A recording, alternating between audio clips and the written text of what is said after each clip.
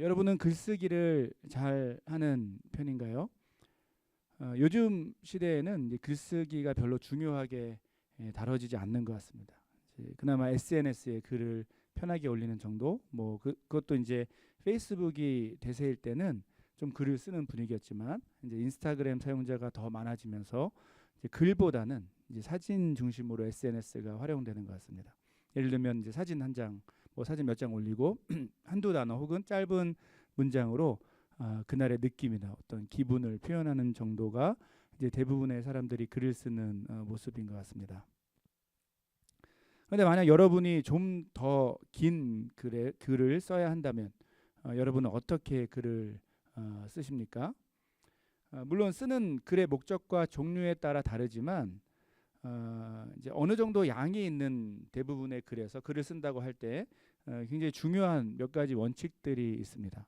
쉽게 말하면 글을 잘 쓰는 방법, 뭐 이렇게 생각해 볼 수 있는데, 이와 같이 좋은 글의 원칙들, 좋은 글을 쓰는 방법들 가운데 많은 사람이 강조하는 한 가지가 있습니다. 그게 뭘까요? 그게 바로 첫 문장을 잘 써라. 첫 문장을 잘 쓰는 것이 좋은 글을 쓰는 여러 가지 방법 가운데 하나라는 거죠. 실제로 소설이나 에세이를 보시면 이 첫 문장의 수준이 높을수록 이 글 전체의 수준이 올라가는 것을 보게 됩니다. 여러분이 알고 있는 뭐 좋아하는 글들 한번 떠올려 볼까요? 뭐 소설과 같은 문학 등의 예를 어떤 좀 찾아보시면 이게 금방 사실인 것을 알 수 있을 것입니다. 좋은 글에서 첫 번째 문장은 실제로 생각보다 우리의 예상보다 훨씬 더 많은 것을 담아내는 도구가 될 수 있습니다. 단순히 한 문장의 말이지만 거기에서 사용하는 단어가 무엇인지 그리고 표현이 무엇인지에 따라서 그 글에 많은 것이 달라질 수 있다는 거죠. 예를 들어 이제 첫 문장을 통해서 글을 쓰는 사람은 앞으로 자신이 쓸 이 뒤에 이어질 그 글의 배경을 표현하기도 하고요. 이유를 설명하기도 하고 심지어는 결론까지도 탁월하게 담아내는데 그것을 간접적으로 다양한 문학적인 표현을 써서 그것을 예상할 수 있도록 우리 독자들을 이끈다는 겁니다. 자, 그리고 이제 실제로 그렇게 많은 내용을 한 문장에, 첫 문장에 잘 담아내는 사람이 흔히 말하는 탁월한 작가가 될 수 있죠. 자, 지난 주일에 나눈 것처럼 우리는 앞으로 이제 성경 전체의 각각 하나하나의 구절들을 전체적으로 볼 때 하나의 큰 흐름으로 이끄는 중요한 몇 가지 성경의 주제들을 이제 그것을 대표하는 구절들과 함께 살펴보려고 합니다. 자, 이 성경에 이런 표현이 좋을 것 같은데, 성경의 드라마. 이 성경의 드라마를 시작하면서 오늘은 이 거대한 드라마의 가장 첫 번째 구절을 우리가 마주하게 됩니다.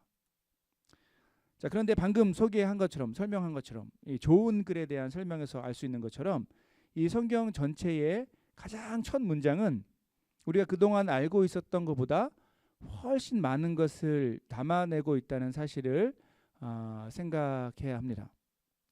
무엇보다 이제 우리가 앞으로 나눌 이 성경 전체의 큰 흐름을 미리 마음에 두고 생각한다면, 그리고 이 첫 번째 구절을 살펴본다면, 오늘 우리가 읽은 이 성경의 가장 첫 구절은 앞으로 우리가 살펴볼 이 하나님의 역사, 이 엄청난 어마어마한 성경의 드라마에서 정말 가장 중요한 것이 무엇인지를 분명하게 확인할 수 있게 된다는 것이죠. 바로 이 첫 문장을 통해서 오늘 우리가 함께 나눌 내용이 바로 이것입니다.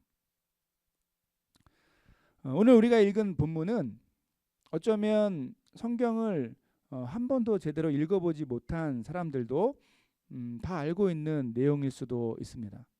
태초에 하나님이 천지를 창조하시니라. 성경의 큰 드라마는 바로 이 짧은 한마디의 선포로 시작되고 있습니다. 자, 그렇다면 과연 이 첫 문장은 어떤 의미를 담고 있고 앞으로 우리가 살펴볼 이 성경 전체의 큰 흐름을 어떻게 연결하고 있을까요?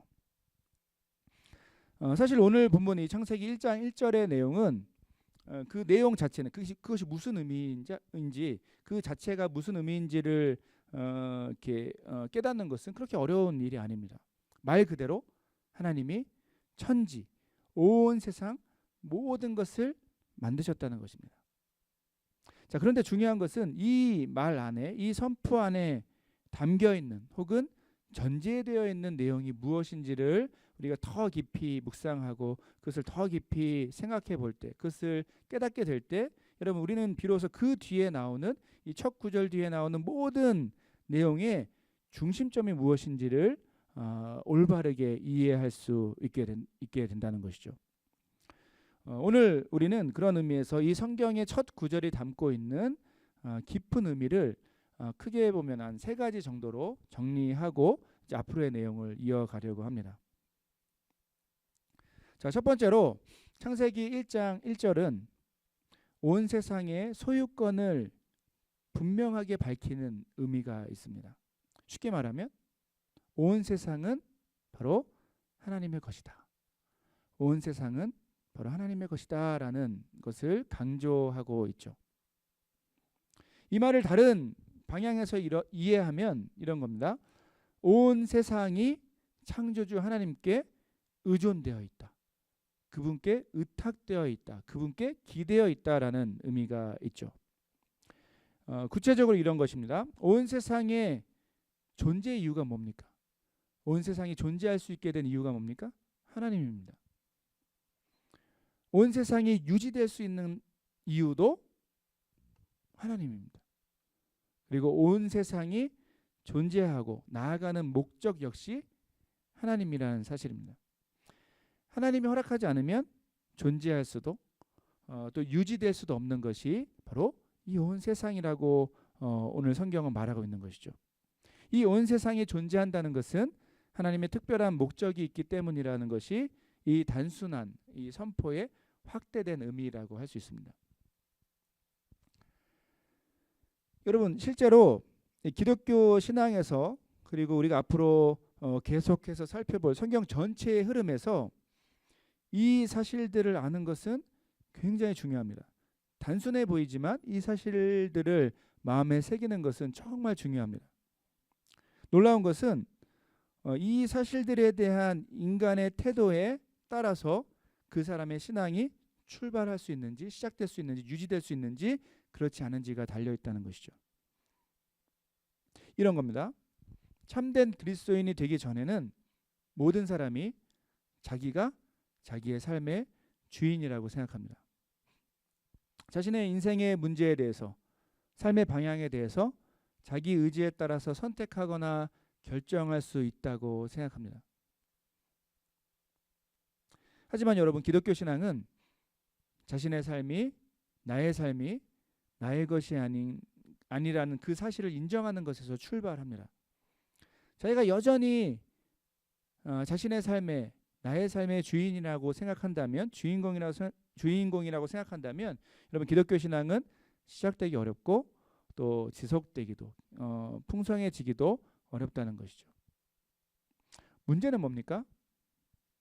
이 세상이 실제로 경험하고 있는 문제들의 본질은 자신이 지음받은 존재, 하나님께 만들어진 존재라는 것을 잊고 자기 주도적으로 살아가려는 인간의 어리석음에 있습니다. 이게 문제의 본질입니다. 그 결과가 무엇입니까? 하나님이 온 세상을 탁월하게 만드시고 그 속에 부여하고 세우신 건강하고 올바른 질서가 파괴되고 거기서 오는 수많은 종류의 고통과 절망을 인간이 마주하고 있다는 것이죠. 여러분 지금 코로나 팬데믹 상황 역시 결국에 우리 잘 돌아보면 그 본질은 뭡니까? 이 하나님께서 부여하신 질서의 파괴에서 오는 인간의 고통. 그리고 이런 상황 속에서도 여전히 이기적이고 자기중심적으로 자기를 신으로 섬기면서 살아가려는 인간들의 무질서가 바로 여러분 이 우리가 지금 마주하고 있는 이 어려움의 본질이죠. 이 상황의 본질인 것이죠. 하지만 여러분 이 성경은 우리 첫 페이지를 열면서 첫 번째 만나는 이 구절의 1장 1절의 선포를 통해서 우리가 잊고 있었던 혹은 이렇게 표현하는 것이 좋을 것 같은데 잊으려고 막 애를 쓰고 있는 이 명확한 진리를 정직하게 마주하게 합니다. 그것이 바로 온 세상은 인간의 것이 아니라 사람들의 것이 아니라 하나님의 것이고 그분에 의해서 존재하고 유지되고 그분을 위해 온 세상이 존재하고 있다는 사실이죠.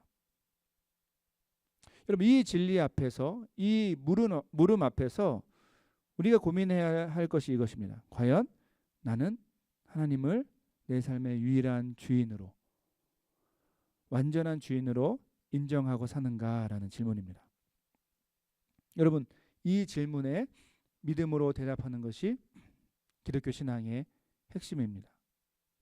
그리고 그때 비로소 우리의 삶은 올바른 질서에서 오는 참된 자유를 경험하게 된다는 것을 우리는 반드시 기억해야 하는 것이죠. 자, 두 번째로 창세기 1장 1절은 하나님이 온 세상을 만드셨기 때문에 이 세상에는 하나님의 숨결과 하나님의 손길이 실제로 스며들어 있음을 선포하는 본문이기도 합니다. 이렇게 표현할 수 있는데요. 여러분, 비유를 들어보겠습니다. 모든 종류의 예술 작품에는 그 예술가의 숨결과 손길이 스며들어 있습니다. 음악도 그렇고 미술도 그렇습니다. 어떤 종류의 예술이든지 그 예술 작품에는 그것을 만든, 그것을 창조한 예술가의 캐릭터가 드러나 있고 가치관이 자연스럽게 스며들어서 그것이 실제로 드러나게, 이 예술 작품을 통해서 드러나게 되어 있다는 것이죠. 자, 이런 점에서 예술가의 작품을 감상한다는 것은 결국 어떤 의미입니까? 궁극적으로는 그 예술가에 대해서, 그것을 만든 예술가에 대해서 이해하고 감탄하는 것이라고도 할 수 있습니다. 베토벤, 모차르트, 바흐의 음악에서 우리는 그들의 삶과 생각과 가치관을 느낍니다. 미켈란젤로와 렘브란트의 미술에서 우리는 그들이 어떤 사람인지 이해하게 되는 것과 비슷한 원리이죠. 모든 종류의 예술 작품은 결국에는 그것을 만든 예술가를 반영하게 되어 있고 드러내게 되어 있다는 것이죠. 여러분, 이런 점에서 창세기 1장 1절의 선포는 온 세상이라는 이 예술 작품을 통해서 우리는 그것을 만드신, 이 온 세상을 만드신 하나님을 바라볼 수 있다는 것을 분명하게 합니다. 자, 무엇보다 이제 조금 확대된 의미에서 우리 창세기 1장 1절만 봤는데 창세기 1장 전체를 한번 여러분 시간 되실 때 한번 차근차근 보십시오. 창세기 가장 첫 장면인 1장에는 놀랍게도 이 창조하시는 하나님의 모습을 자세하게 보여줍니다. 자, 이 장면을 통해서 우리가 느끼게 되는 것은, 경험하게 되는 것은 무엇입니까? 우리가 만나는 하나님은 어떤 하나님이신가요? 하나님은 능력의 하나님이시고 질서와 조화의 하나님이십니다. 자, 그리고 중요한 것은 그 하나님은 인격적인 분이시고 또 선하신 분이라는 것이 이 창세기 1장의 그 짧은 본문 안에서 이미 풍성하게 드러나는 하나님의 성품입니다. 하나님이 어떤 분이신지를 아름답게 노래하고 있다는 것이죠. 자, 여기서 중요한 포인트가 있는데 그것은 조금 전에 설명한 이 창세기 1장 1절의 첫 번째 의미하고 한번 연결해서 생각해 봅시다. 이 첫 번째 의미와 연결해서 생각하면 하나님이 실제로 어떤 분인가라는 주제는 정말 중요하고 핵심적인 문제입니다. 인간에게 정말 그런 문제예요. 이렇게 한번 생각해 볼게요. 우리 첫 번째 나눴던 의미, 온 세상이 하나님의 것인데 만약 그 하나님이 무섭고 두렵기만 한 분이라면, 아니면 자기 마음대로 인간을 부리고 고통당하게 하는 신이라면, 제가 과도하게 얘기한 것처럼 느끼겠지만 여러분 사실 이 제가 방금 했던 표현은 이 고대 근동의 대부분의 신관과 신화의 내용이기도 합니다. 옛날 사람들은 어떻게 신을 생각했습니까? 자연스러운 신관이 뭐였습니까? 신은 무자비하게 인간을 부리고 인간은 신을 위해서 노동하는 존재로 생각하는 것이 당연했죠. 만약 하나님이 그런 하나님이시라면 사실 인간은 절망적인 상황이 될 것입니다. 하지만 창세기 1장에서 드러나는 이 창조하시는 하나님 가운데 나타난 이 하나님의 성품은 이런 고대 근동의 일반적인 신관, 이 신에 대한 생각과는 전혀 차원이 다릅니다.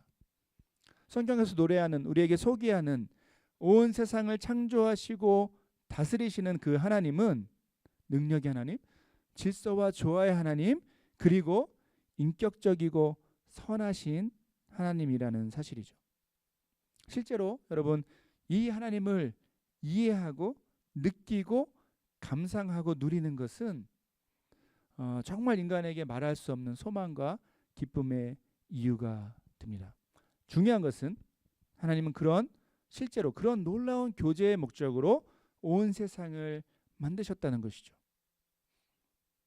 자, 이런 점에서 이 창세기 1장 1절은 우리에게 진짜 소망과 풍성한 삶의 비밀이 어디에 있는지를 분명하게 보여주는 기능을 하고 있습니다. 본문의 세 번째 중요한 의미를 살펴보겠습니다. 태초에 하나님이 천지를 창조하시니라. 이 선포는 이 온 세상이 바로 하나님의 이야기의 무대가 된다는 것을 또한 표현하고 있습니다. 성경의 가장 첫 구절, 이 첫 구절을 통해 선포되는 이 내용은 앞으로 이어질 성경 전체를 가득 채울 어떤 이야기에 대해서, 특별히 그 이야기의 배경이 어딘지를 분명하게 보여줍니다. 그 하나님의 드라마가 어디를 배경으로 하고 있는지를 분명하게 보여주고 있죠. 바로 하나님이 만드신 온 세상은 바로 하나님을 주인공으로 하는 이 거대한 드라마의 배경이 되고 있다는 사실입니다. 자, 그리고 이 온 세상이라는 공간, 그리고 실제 인간의 역사 가운데 그분의 하나님의 감당할 수 없이 크고 놀랍고 감격스럽고 아름다운 그 하나님의 이야기, 하나님의 드라마가 우리가 살아가는 이 온 세상의 공간과 우리 인간의 역사를 가득 채우고 있다는 사실입니다. 여러분, 실제로 이 시대 많은 그리스도인이 심각하게 오해하고 잘못된 접근을 이렇게 합니다. 바로 신앙의 영역을, 신앙이라는 어떤 주제를 흔히 말하는 어떤 영적인 세계라는 표현으로 우리가 살아가는 일상과 우리의 삶과 분리하는 모습이 있다는 것입니다. 이해하시나요? 구체적으로 이런 거예요. 영적 세계는 우리의 눈에 보이지 않는 특별한 공간이고, 우리는 우리의 일상이 아닌 우리의 삶보다는 이 보이지 않는 어떤 특별한 영적 공간에서 하나님을 만나는 이미지로 여러분 신앙생활을 하는, 그렇게 오해하는 모습이 실제로 있습니다. 여러분, 이런 이미지로 신앙생활을 하고 있지 않습니까? 그래서 흔히 말하는 영적이다라는 표현을 어떤 컨텍스트에서 사용하십니까? 세상과 단절하고 살면 살수록, 분리되어 살면 살수록 영적인 삶이라고 오해하는 모습이 실제로 있습니다. 예를 들면 뭐 기도원이나 수도원 같은 것을 어떤 고차원의 영적 경험으로, 영적인 삶으로 이해하는 모습이 있다는 거죠. 하지만 여러분, 이런 우리가 갖고 있는 이미지는 실제로 성경의 가장 첫 구절에서 이미 그 설 자리를 잃게 됩니다. 여러분, 성경은 놀랍게도 하나님께서 만드신 온 세상 가운데 탁월하게 일하고 계시는 그 하나님을 보여주는 것에 가장 중요한 초점이 있다는 것이죠. 여러분, 이것이 이제 고대 근동에 아까 얘기했던 어떤 고대 사람들이 생각했던 신관, 신에 대한 생각과 결정적으로 차이가 나는 또 하나의 특징이기도 합니다. 고대 근동의 신들은 어떤 곳에 있었습니까? 보이지 않는 세계에서 서로 신들끼리 서로 막 전쟁을 하면서 자신의 영향력을 세상에 드러낸다라고 고대 사람들은 생각했죠. 그래서 다른 얘기긴 하지만 그래서 중요한 것이 뭐였습니까? 신들이 거할 장소, 신들이 머물 장소, 바로 신전이었죠. 자, 그런데 이런 수준의 생각과 전혀 다른 차원의 이해가 바로 여러분 성경의 선포입니다. 하나님은 저 보이지 않고 특별한, 바로 인간이 다가갈 수 없는 특별한 공간에서 계시는 분이 아니라 바로 그분이 창조하신 온 세상 가운데, 특별히 인간의 역사 가운데 함께 하시는 분이라는 것이 여러분 성경의 핵심입니다. 그분은 인간의 역사 속에 늘 함께 하셨고, 그분이 창조하신 온 세상의 일들에 세밀하게 탁월하게 개입하고 계십니다. 그리고 이 인간의 역사 속에 들어오신 것의 클라이맥스가 뭡니까? 우리가 잘 알고 있는 바로 예수 그리스도의 성육신 사건이죠. 이렇게 여러분 온 세상은, 이 천지는 바로 하나님을 주인공으로 하는 드라마의 무대가 되고 있고, 성경은 이 주인공을 아름답게 드러내는 것에 초점이 있다는 것을 기억하셔야 됩니다. 여러분 이 사실을 기억할 때 실제로 우리의 삶에 우리가 살아가는 삶에 대한 이해가 달라지게 됩니다. 온 세상을 만드신 하나님, 또한 저와 여러분, 우리 각각을 만드신 그 하나님은 그분이 허락하신 우리의 삶에 세밀하게 개입하셔서 바로 그분의 이야기를, 하나님의 이야기를 우리 삶 가운데 써내려 가십니다. 우리는 그분의 이야기의 한 부분이 되어서 살아가고 있죠. 그분의 이야기의 그분의 드라마의 한 부분이 되어서 우리는 온 세상과 우리 각자의 삶에 탁월하게 일하시는 그 하나님을 바라보며 우리 믿음의 길을 걸어가고 있는 것입니다. 여러분 실제로 지금까지의 여러분이 살아왔던 삶의 이야기만 잘 돌아보십시오. 잘 돌아보십시오. 그러면 분명한 사실입니다. 하나님은 우리 각자의 삶의 공간에, 우리 각자의 역사에 함께 하시고 일하고 계십니다. 그렇게 우리 삶에 역사하시는 하나님은, 일하시는 하나님은 이 성경의 거대한 드라마 가운데 우리를 초대하시고 그 드라마 속에서 하나님과 동역, 즉 함께 하나님과 일하도록 우리를 부르신다는 것입니다. 이 사실을 여러분 이 창세기 1장 1절과 함께 마음에 새길 때 우리는 우리가 매일매일 살아가는 매일의 삶을 다른 관점에서 볼 수 있게 됩니다. 그리고 이 세상의 모든 역사와 앞으로 우리가 나아가야 할 삶의 방향에 대해서 정말 우리가 어떤 삶을 살아야 될지를 올바르게 이해할 수 있게 되는 것이죠. 이 하나님의 드라마에 하나님과 함께 살아가는 우리 삶의 소명을 발견할 수 있게 되는 것입니다. 다시 한번 정리해 볼까요? 여러분 창세기 1장 1절의 이 짧고 굵은 선포는 앞으로 이어질 성경 전체의 흐름에 비춰보면 매우 중요한 세 가지 의미가 있다는 것을 오늘 살펴봤습니다. 태초에 하나님이 천지를 창조하시니라. 여러분 이 말씀은 첫 번째로 온 세상이 누구의 것? 하나님의 것이고 온 세상은 그분께 의존되어 있다, 그분께 기대어 있다라는 것을 보여줍니다. 두 번째로 이 말씀은 온 세상 가운데 하나님의 숨결과 손길이 드러나 있고 우리는 그분의 탁월한 성품을 이 온 세상을 통해서 누릴 수 있다는 것, 발견할 수 있다는 것을 보여주고 있죠. 자, 그리고 셋째, 이 말씀은 온 세상, 바로 저와 여러분의 인생과 인류의 역사, 모든 것이 바로 하나님의 이 드라마의 배경이 되어서 하나님은 세밀하게 이 공간 안에서 탁월하게 일하고 계신다는 것을 의미하고 있습니다.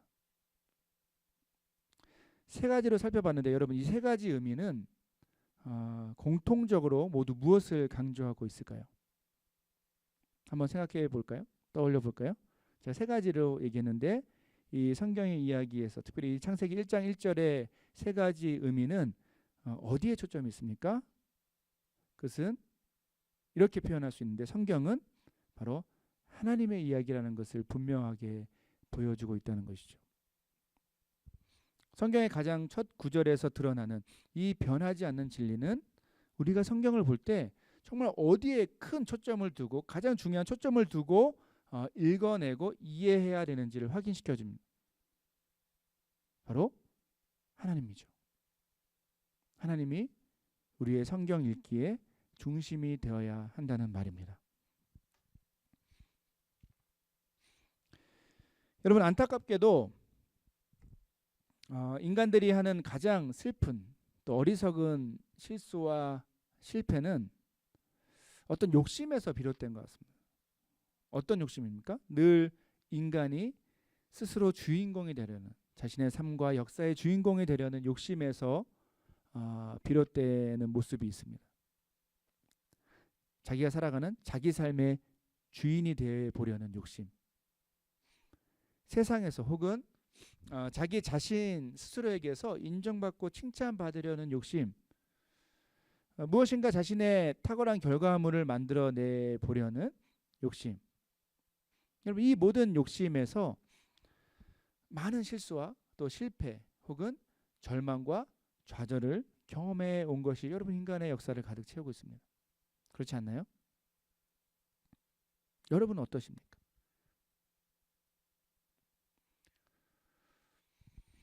하지만 여러분, 이런 우리의 어리석은 삶의 방향과 우리 안에 있는 욕심을 내려놓고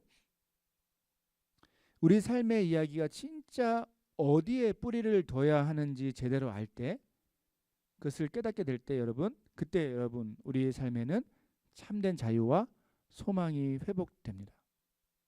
그것이 바로 그 뿌리가 바로 하나님의 이야기라는 것이죠. 성경은 그것을 우리에게 소개하고 있습니다.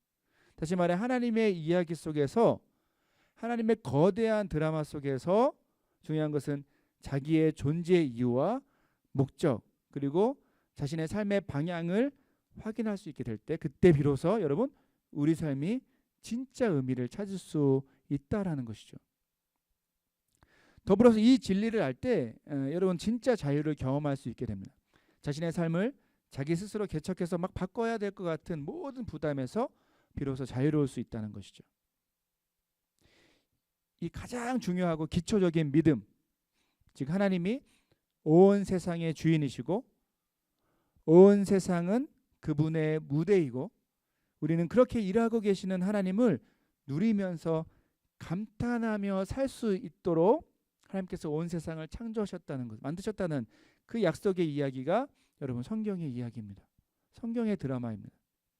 오늘 우리가 살펴본 이 창세기 1장 1절의 이 짧은 구절은 이 약속의 이야기를 향해서 다시 한번 우리가 성경을 펼 때마다, 이 구절을 마주할 때마다 우리의 시선과 소망을 이 약속의 이야기를 향하도록 고정시키는 역할을 하고 있다는 것이죠.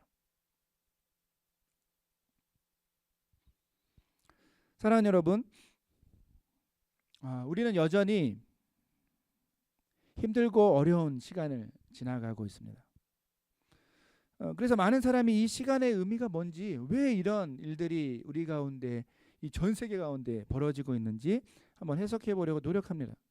기독교 문화 안에서도 이 팬데믹 상황을 어떻게 봐야 하는가, 신학적으로 어떻게 봐야 되는지 다양하게 설명하고 이야기합니다. 많은 책들이 나오고 있고요. 많은 해석이 소개되고 있습니다. 물론 그 모든 것이 각각의 의미가 있고 여러분 우리는 이 상황을 실제로 말씀에 비춰서 다양하게 이해하고 살펴볼 필요가 있습니다. 자, 그러나 동시에 우리가 꼭 기억해야 될 중요한 사실이 한 가지가 있다는 것이죠. 그것은 어떤 상황에도 변하지 않고 적용되는 성경의 진리가 있다라는 그 중심을 우리 마음에 두고 있어야 된다는 것이죠. 그것이 무엇입니까? 오늘 성경의 첫 구절이 그것을 선포하고 있습니다. 바로 하나님이 이 온 세상을 창조하셨다는 것입니다. 하나님이 온 세상을 창조하셨다. 여러분, 이 진리에서 우리는 어떤 상황에도 누릴 수 있는, 어떤 상황 속에서도 경험할 수 있는 진짜 평안함을 발견하게 되는 것이죠. 하나님이 온 세상을 만드셨고 그분이 온 세상을 그분의 탁월한 뜻 가운데 다스리시고 그분의 놀라운 역사를 주관하신다는 것. 여러분, 우리는 이것을 오늘 말씀을 통해서 기억해내야 되고 마음에 새겨야 하는 것입니다. 이 진리를 마음에 새길 때 우리는 우리 삶의 다양한 종류의 굴곡과 어려움 속에서도 포기하지 않고 신실하게 하나님을 바라보면서 하나님께서 우리에게 맡기신 삶의 이야기를 잘 살아낼 수 있는 힘을, 능력을 얻게 되는 것이죠. 여러분, 창조주 하나님은 온 세상의 주인이시고 저와 여러분의 주인이시고 또 선하고 온전한 방법으로, 또 창조적인 방법으로, 우리가 예상할 수 없는 특별한 방법으로 온 세상을 다스리십니다. 그리고 우리 각자의 삶을 변함없이 그 능력으로 다스리고 계십니다. 때론 고통과 어려움의 상황이 올 수 있지만 그 속에서 하나님은 역사의 주인공이 되셔서 그 하나님의 계획을 하나하나 탁월하게 이루십니다. 우리 삶은 저와 여러분 우리 각자의 삶은 바로 이 거대하고 아름답고 풍요로운 이 하나님의 드라마의 한 부분이 되어서 이 주인공이신 유일한 주인공이신 역사의 주인공이신 하나님을 드러내도록 찬양하도록 부름받았다는 것이 여러분 성경의 내용이고 성경의 첫 구절이 이 드라마의 전체적인 내용을 예고하고 있는 것이죠. 말씀을 맺겠습니다.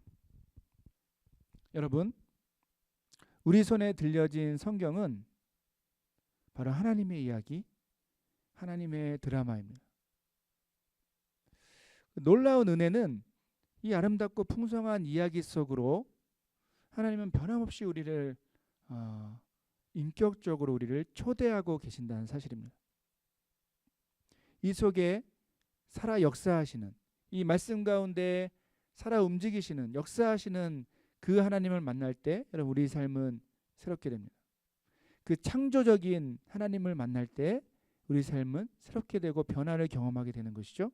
우리 삶은 참 소망을 얻게 되는 것이고 이 성경 속에서 하나님을 만날 때 우리 삶의 진짜 의미를 발견할 수 있게 되는 것입니다. 하나님은 성경의 주인공이십니다. 이 주인공이신 하나님께 집중하며 우리 손에 들려진 이 성경을 읽어내는 것, 감탄하며 이 드라마에 빠져드는 것, 여러분 이것이 우리에게 주어진 놀라운 은혜이자 책임인 것을 오늘 이 창세기 1장 1절을 통해서 기억하셔야 됩니다. 이번 한 주간 또 남은 인생 가운데 이 성경의 주인공이신 하나님 안에서 여러분 우리 각자의 삶을 새롭게 해석해 보는 저와 여러분이 되길 간절히 소원합니다. 여러분의 삶의 중심에 유일한 완전한 주인공이신 하나님을 모시고 살아가는 이번 한 주간 되길 간절히 소원합니다.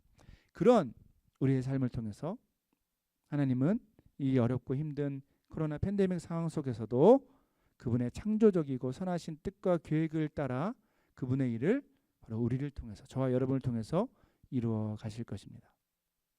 함께 찬양하고 기도하도록 하겠습니다.